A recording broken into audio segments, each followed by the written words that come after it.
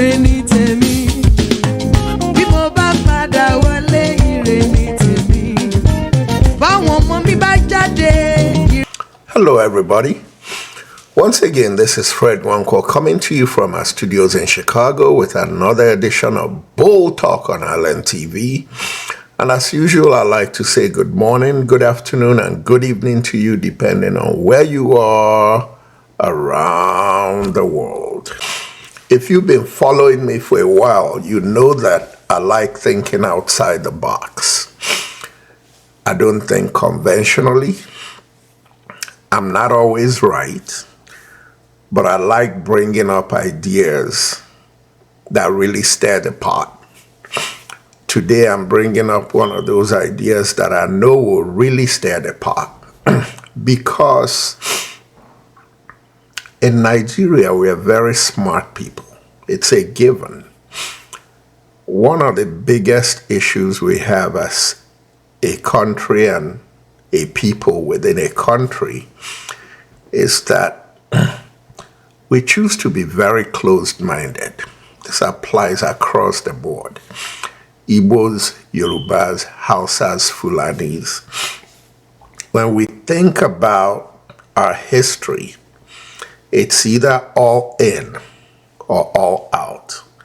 There's never given something in between.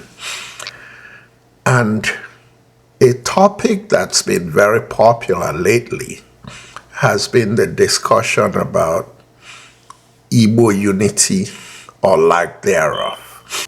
And by coincidence, in that last Mayegun video where he talked about Igbos, there's a segment where he talked about the disunity among Yorubas before the emergence of Chief Obafemi Awolowo, and how Chief Obafemi Awolowo was responsible for finally bringing Yorubas together. And they had a lot of wars. They killed themselves a lot. Never mind the unity you see among Yorubas today. If you look at the history of Nigeria, outside what Usman Danfodio did to Hausas and the Yorubas around Ilorin, his quest to conquer, the Yorubas are the ones who have killed themselves the most in Nigeria. Why do I say that? Today, we tend to see the Yorubas as one of the groups in Nigeria that are very cohesive and united. And that's what I want to talk to you about. And I'd like you to really open up your mind and listen to my story, because there's something in it. And because I'm projecting Awolowo today, it doesn't diminish Tafawa Balewa, it doesn't diminish Ahmadu Bello, and it shouldn't diminish Zeke. And in projecting Awolowo today, you're also gonna hear me bring up Michael Okpara, who is the person in that era that I think would have played Awolowo for Igbos.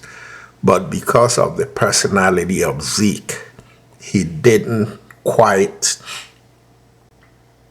immerse himself in that quest as he would have, I believe. Doesn't diminish Zeke. Zeke was fighting for a united Africa. Awolowo, when he saw that Nigeria wasn't working, was fighting for a united Yoruba. Let's hear the story, and again I'll introduce it with Mayegun, then I'll take it from there.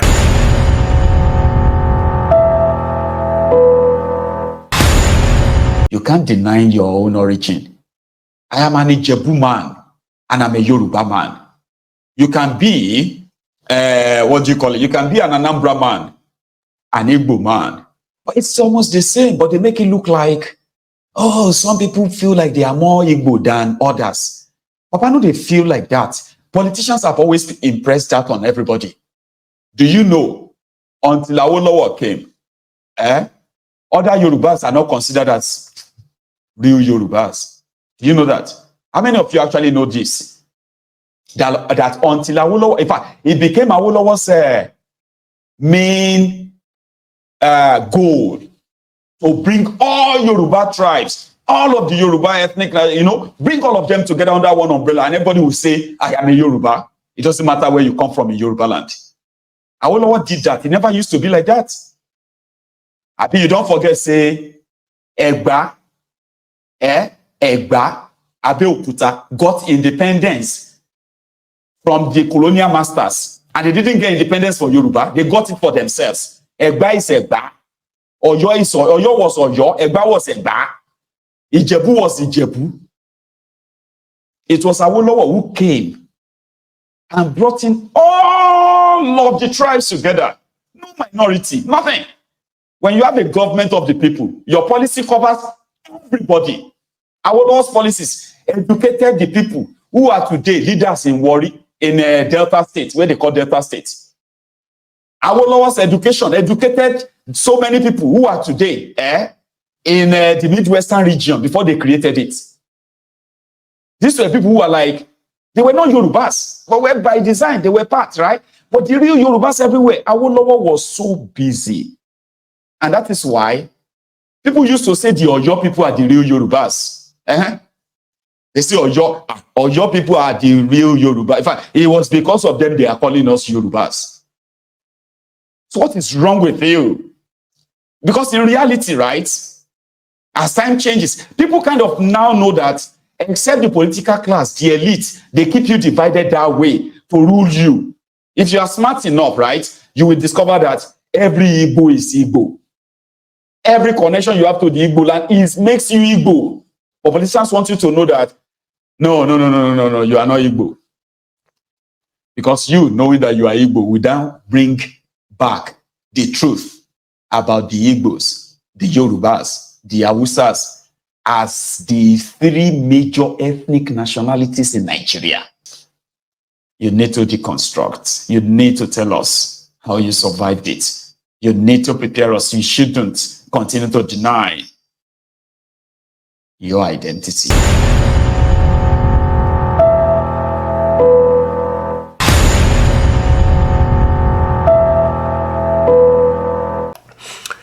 There you have it, guys.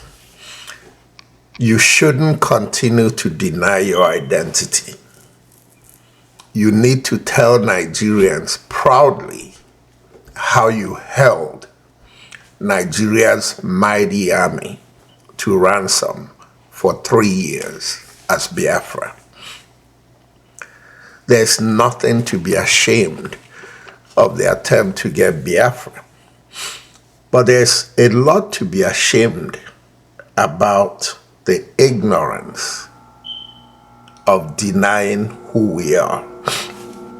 But with that said, we must also lay a lot of that blame on the leaders of Igbos, but especially the Igbos from the 5 core Igbo states. In my last video, I said that nwatakịrị na-ebe akwa na-arụ aka in a certain direction. Ma nne ya nọ ebe ahụ, nne ya nọ ebe ahụ. When a kid keeps crying and pointing in a certain direction consistently, if his mom is not there, his dad is there.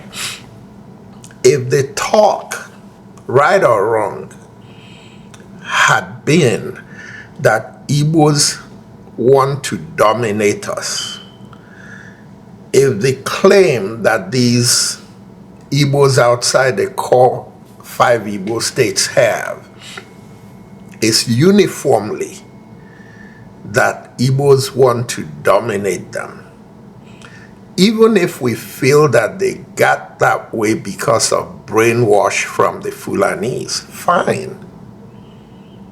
When a kid is brainwashed, it's the responsibility of the adults in that kid's life to deconstruct the brainwash and bring the kid up to par on what the facts are. If they are wrong in saying that the goal of Igbos is to dominate them, Show them that you don't want to dominate them. Brings me back to Chief Obafemi Awolowo.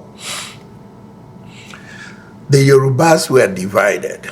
The Oyos didn't trust the Egbas. The Egbas didn't trust the Ijebus. The Ijebus didn't trust the Oyos.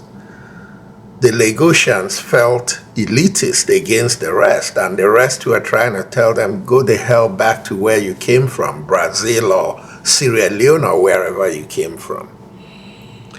But in Awolowo's political genius and organizational genius, he looked at the political landscape of Nigeria and he saw that at least at that time, Nigerians were not talking about Nigeria the nation, that everybody was out for himself,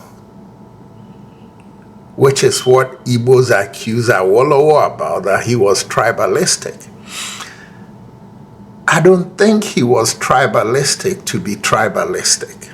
I think he was tribalistic to organize his core and be sure that he's ready if these people come after him, so that he'll have the people who are going to stand by him because they know that he stood by them and he united them. That's what lacking in Igbos. I apologize to say that. We're not united.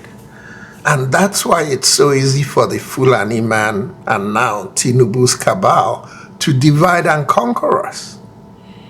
A few dollars here, a few billions of naira here, we sell our people. It's time for Igbos to seek out who is our Awolowo.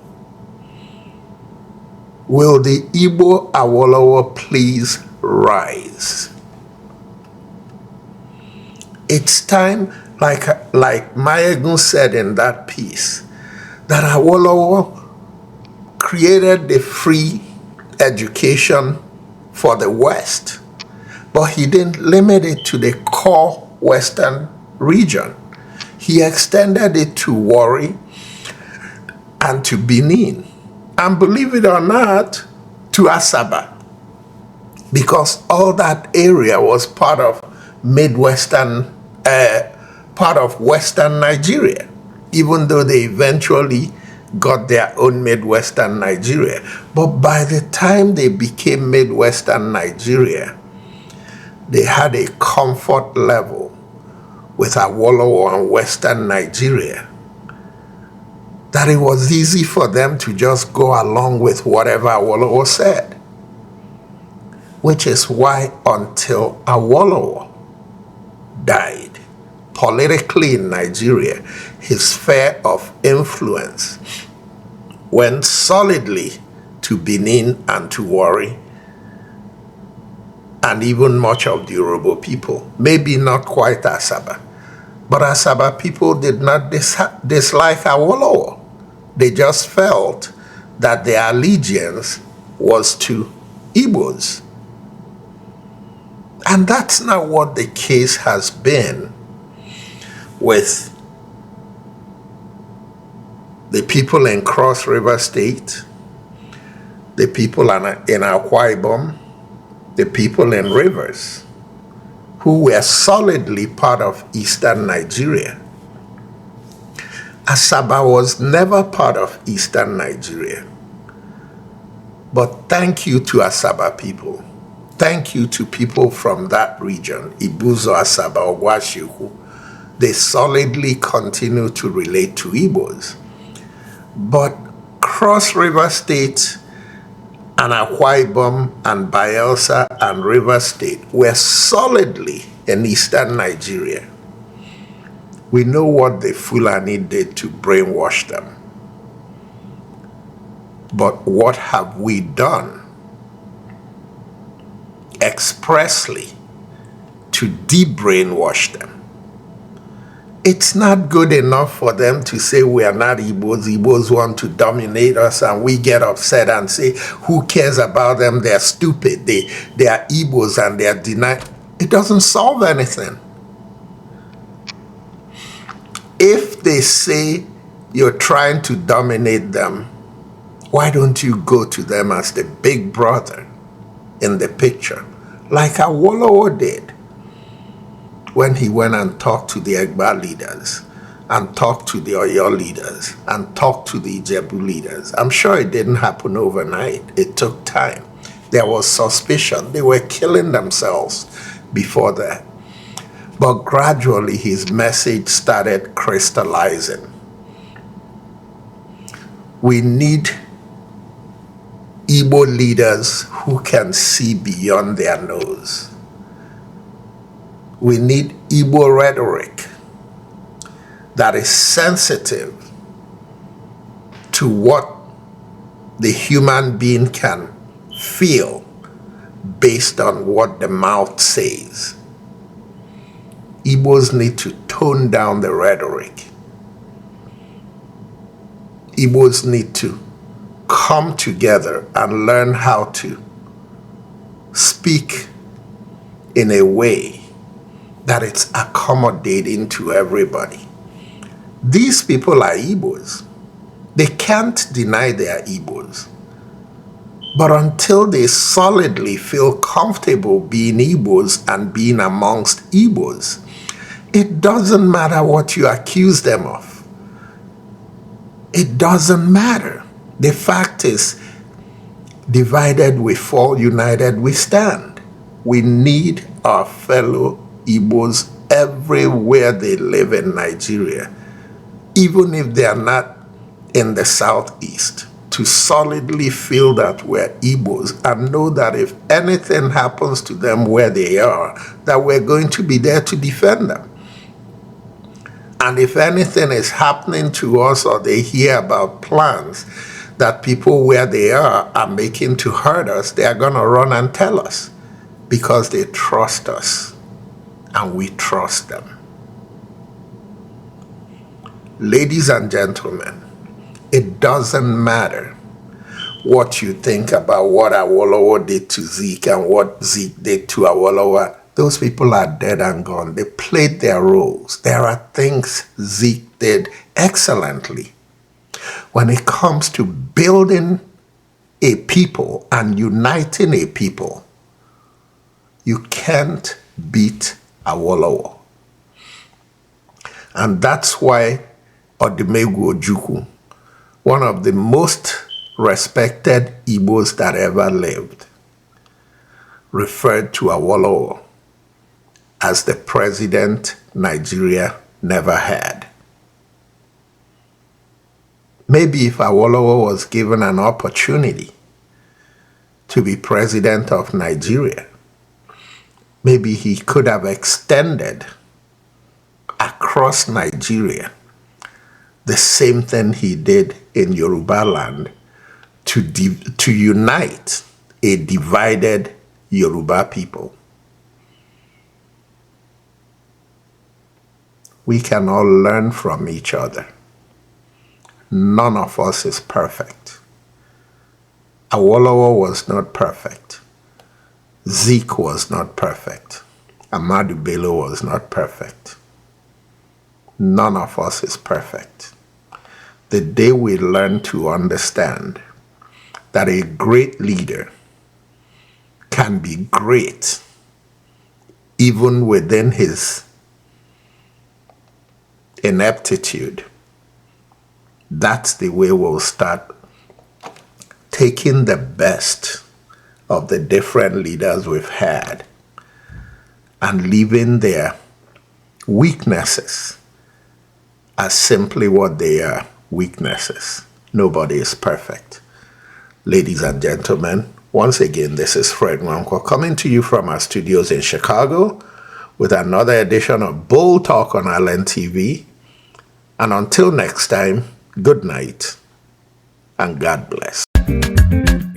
This is the history of Nigeria.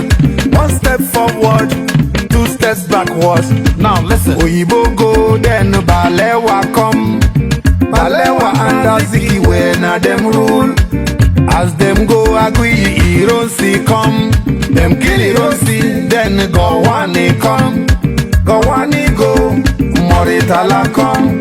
Them buy Moritala, Obasanjo come, Obasanjo go, then Shagari come. Them remove Shagari, Buhari come, Buhari go, then Babangida come, Maradona go, Shone come, Shone Congo, Abacha come, Abacha buy, Abdul Salami come, Salami go, Obasanjo come again, Baba go, Yaradua come, Yaradua buy, Jonathan come, good luck he go, Buhari come again, Buhari go, Jagabani come, all these people rule, we see they where we dey. This is the history of Nigeria, one step forward, two steps backwards. Now listen. Oyibo go, then Balewa come. Balewa and Azikiwe na them rule. As them go agree, Ironsi come. Them kill Ironsi, then Gowani come. Gowani go, Moritala come. Them buy Moritala, Obasanjo come. Obasanjo go, then Shagari come. Them remove Shagari, Buhari come. Buhari go, then Babangida come. Maradona go, Shone come, Shone Congo, Abacha come, Abacha buy, Abdul Salami come, Salami go, Obasanjo come again, Baba go, Yaradua come, Yaradua buy, Jonathan come, good luck he go, Buhari come again, Buhari go, Jagabani come, all these people rule, we see they where we dey.